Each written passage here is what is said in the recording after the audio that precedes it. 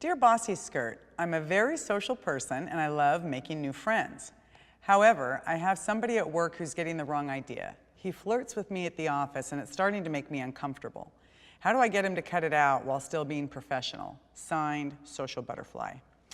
This one can be dicey for a couple of reasons. Number one, having good platonic chemistry can create better work. So you definitely want to maintain that atmosphere of chemistry and creativity whenever possible. However, you also have boundaries and you are allowed to establish them and protect them.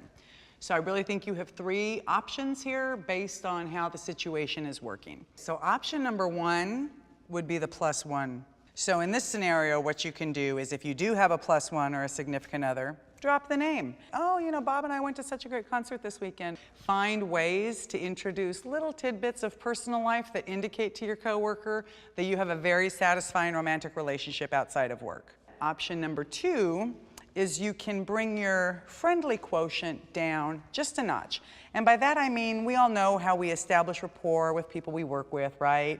And we always want to make sure that we look accessible and friendly and approachable and helpful. So if this person is mistaking friendliness for flirtation, just bring it back a little bit. If those two things don't work, then your last resort is really the talk.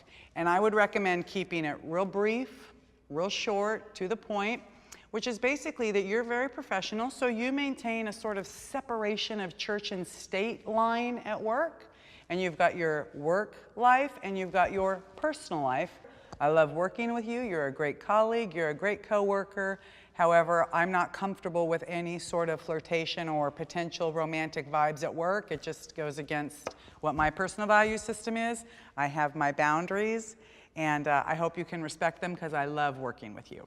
I hope it doesn't get to the talk because I know it can sometimes be awkward to have that conversation and it can sometimes kill the buzz. But if it does get to that point, trust me, it will save you a lot of headache in the long run to have that conversation now versus later. Good luck with that, Social Butterfly. Well, that takes care of another happy hour with Bossy Skirt. Thanks so much for joining me. Now remember, send me your issues, okay? This is a safe harbor. I'm here to give you advice that you're not going to find in the employee handbook. You didn't get taught it in school. I will give it to you straight, I promise. We'll see you next week.